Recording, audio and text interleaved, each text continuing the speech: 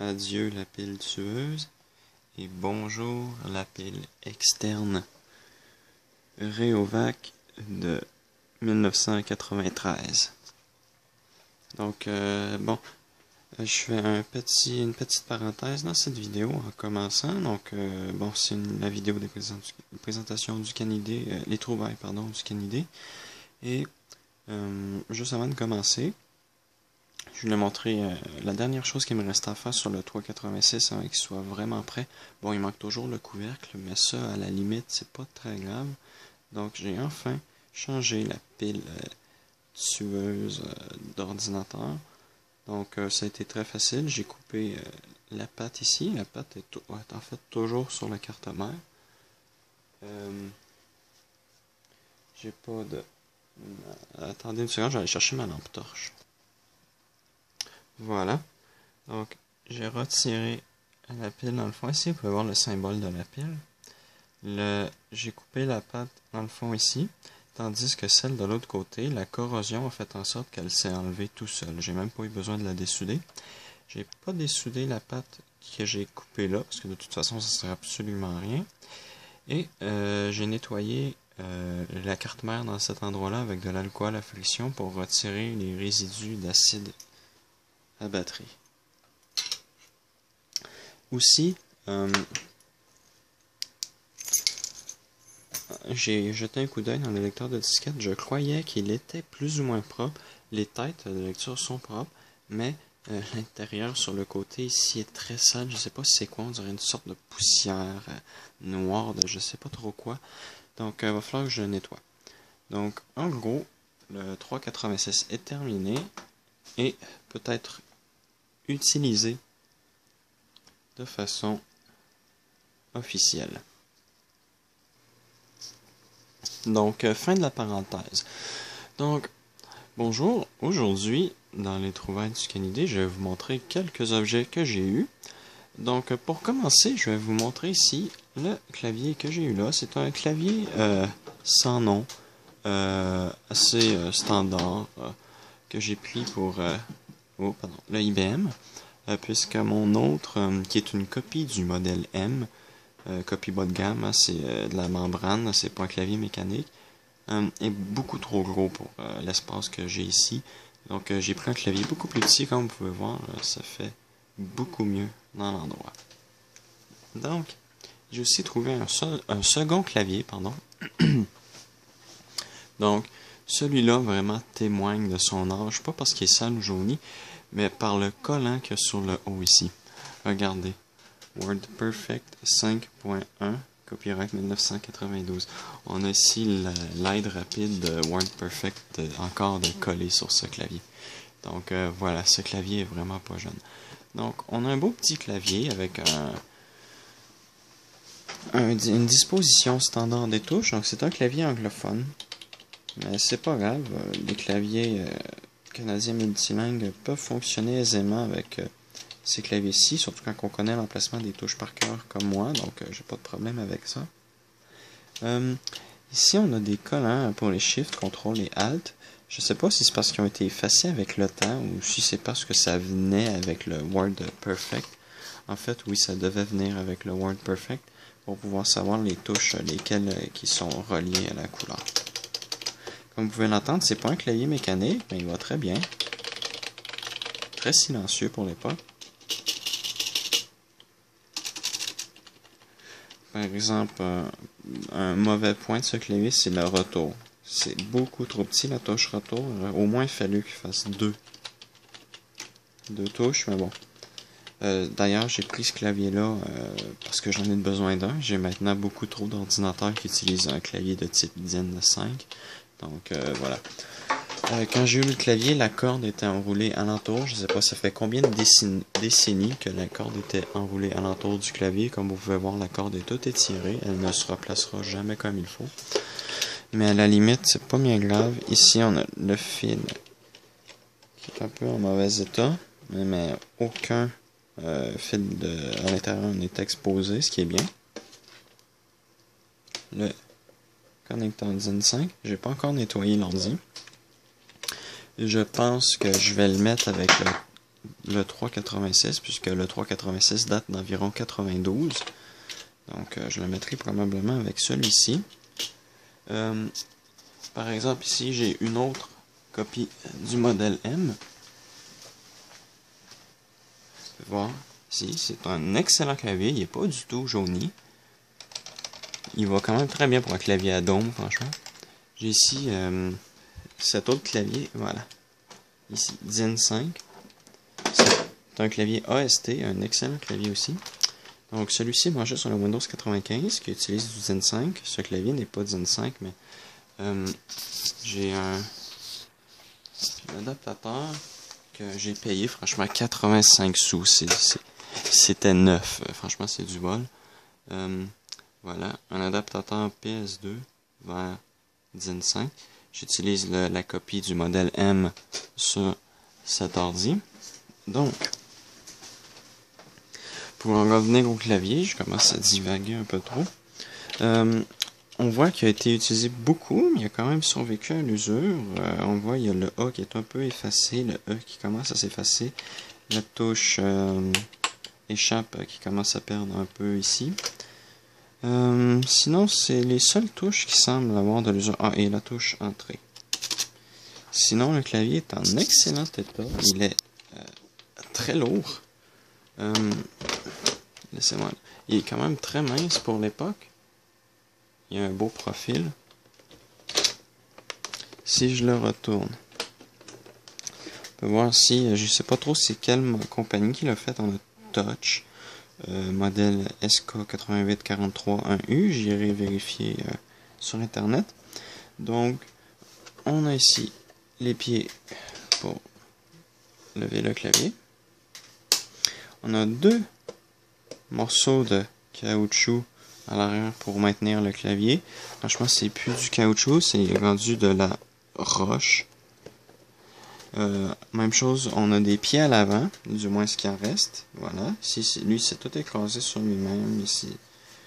En tout cas, et pour l'autre, tout ce qui reste, c'est cette luminescence-là, ici, sur le côté. Donc, il va demander un beau petit nettoyage, ce clavier-là, mais c'est un excellent clavier. Franchement, là, si j'aurais un adaptateur Zen 5 vers PS2 ou vers USB, je l'utiliserais comme clavier principal. Aussi, j'ai eu une carte mère de Pentium 3. Ça a l'air d'être une excellente carte mère d'ailleurs. Je l'ai testé, puis on a un beau BIOS, ainsi que quand même un port RGB. Et c'est un port spécial qui s'appelle DVO, c'est pour Digital Video Out. C'était utilisé chez Intel, entre autres. C'est eux qui l'ont conçu d'ailleurs. Ici, vous pouvez voir ici un petit diagramme de la carte mère qui est le modèle D815EEA. Donc, une belle petite carte mère. Il y a un Pentium 3 à 866 MHz, si je me souviens bien. C'est soit ça ou soit 800 MHz. Pardon. On a un système de refroidissement Cooler Master.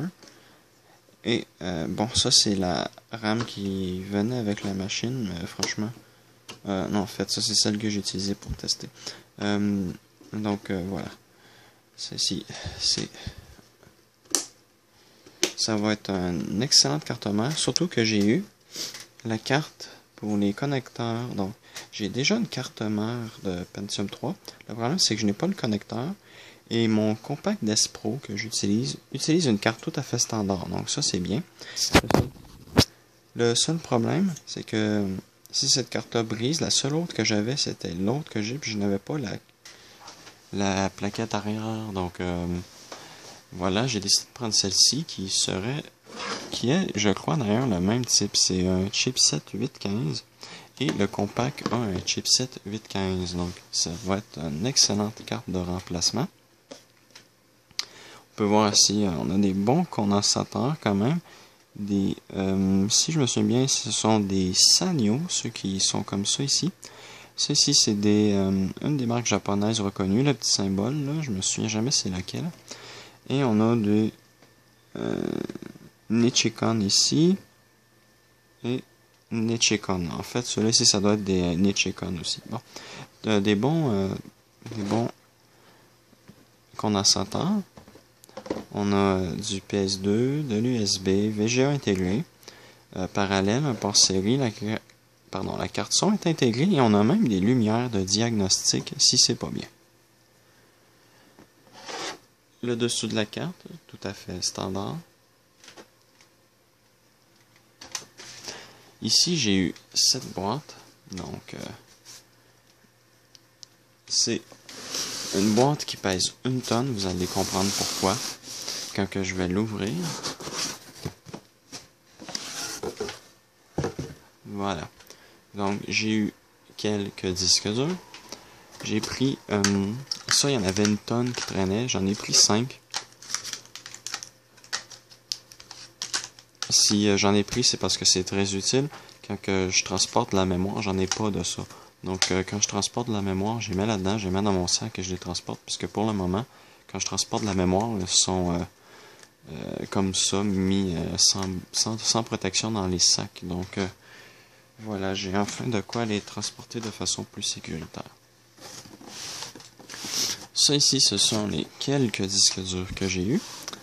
Il y en a que j'avais déjà, il y en a un que j'ai eu avant, comme celui-là ici. Ceci, je vous l'avais déjà montré, c'est le Fujitsu, le modèle SCSI.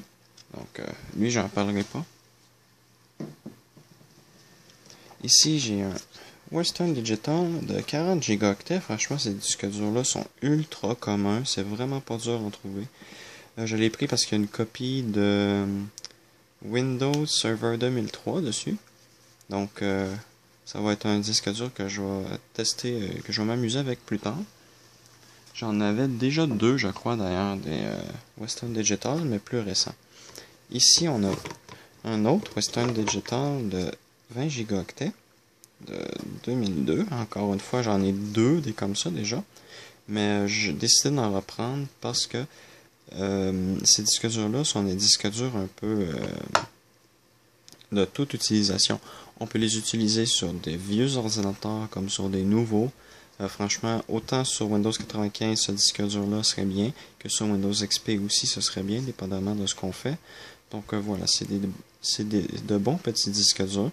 Surtout si on a un ordinateur, par exemple, on met un second disque dur, par exemple celui-ci, et on l'utilise comme disque dur de sauvegarde. Donc, comme ça, quand Windows 98 crash, ben, on peut le remettre à son état précédent.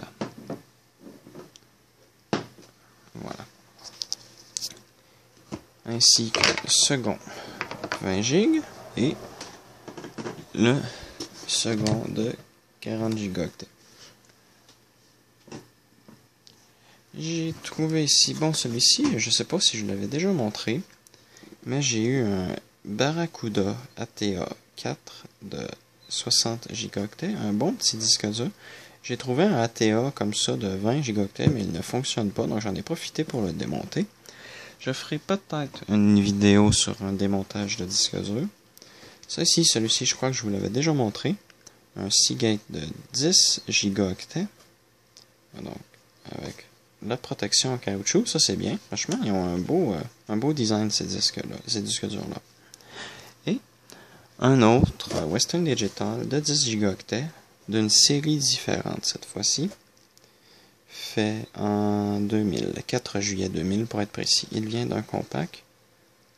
Un autre beau petit disque dur aussi. Les 10 Go aussi sont quand même des disques durs assez polyvalents. On peut les utiliser pour 95, 98, Millennium et 2000, Windows 2000 par exemple. C'est des bons petits disques durs pour ces machines-là. Surtout pour Windows 95. Ici, on passe dans la catégorie Maxtor. Donc, généralement, j'essaie d'éviter les disques durs Maxtor. Pardon, la caméra bouge, donc... mais ceux-là ici, j'ai décidé que je les prendrais parce que quand même, j'en ai eu, puis j'ai pas vraiment eu de problème avec ceux-là. Autant les gros disques durs Maxtor, j'en ai vu beaucoup avec des problèmes, mais autant ceux-là, ces petits-ci, j'en ai rarement vu qu'il y avait des problèmes. Donc ça ici, ce sont les disques durs Maxtor 3.5 pouces de demi-épaisseur. Faut savoir en fait que finalement, c'est juste un quart d'épaisseur. Parce que les disques durs 3 pouces, en fait, ça ici, c'est déjà une demi-épaisseur. c'est même pas la grandeur complète qu'avaient les premiers disques durs 3 pouces et demi. L'épaisseur était double. Et ça, c'était considéré comme la taille normale d'un disque dur 3 pouces. Donc, ça ici, c'est du moitié. Et Maxstar ont réussi à faire du quart. Donc, ceci, c'est un disque dur d'une épaisseur d'un quart. Drôlement, celui-ci est appelé le Fireball 3. Donc, c'était à l'époque où Maxstar utilisait encore les noms de chez Quantum. Un disque dur de 40 gigaoctets. Ça, je l'ai testé, il fonctionne bien, aucun problème. Ces disques durs-là, franchement, sont très silencieux, font aucun bruit. Franchement, j'ai été vraiment surpris. C'est pour ça que je les garde, ceux-là. Si je vais les utiliser pour, par exemple, Windows XP ou même 98. 98 marche très bien avec un disque dur de 40 gigaoctets. Donc, si le disque que j'ai dans mon compact, par exemple, brise, je crois que c'est un Western Digital de 40 GB de la même série que ceux que je vous ai montrés tout à l'heure. Donc, le disque dur commence déjà à se faire un peu vieux. Celui-là ici est quand même moins vieux. Et franchement, j'adore quand même le style de ceux-là. J'en ai eu un deuxième aussi. Donc, voilà. Je les ai tous testés, ils sont tous très silencieux. Celui-là ici consomme quand même très peu d'électricité. Donc, voilà. Ça sont de bons petits disques durs. Ici, on a un modèle un peu différent. C'est un Diamond Max plus 8 de 20 gigaoctets. Encore là, 20 gigaoctets, c'est assez polyvalent, surtout que lui est très mince et consomme peu. Donc, c'est un excellent disque dur pour les vieux ordinateurs. Il est aussi, pardon, je me disais, il est en ATA 133 mégabits seconde. Donc, vous serez sûr que ce disque dur-là ne limitera jamais votre ordinateur, mais que ce sera votre ordinateur qui limitera la vitesse de votre disque dur. Ça, quand même, c'est un excellent point pour ce disque dur-là aussi. Et le dernier que j'ai pris, celui-là ici, j'ai fait une exception, puisque ce sont les Maxstar qui ressemblent beaucoup à ceux qui sont pas très fiables. Et au début, je voulais pas le prendre, mais je l'ai pris quand même, parce que 80 GB, c'est non négligeable. Donc déjà là, pour un Windows XP, un disque dur de 80 GB, c'est assez intéressant. Donc voilà, j'ai décidé de le prendre celui-là aussi.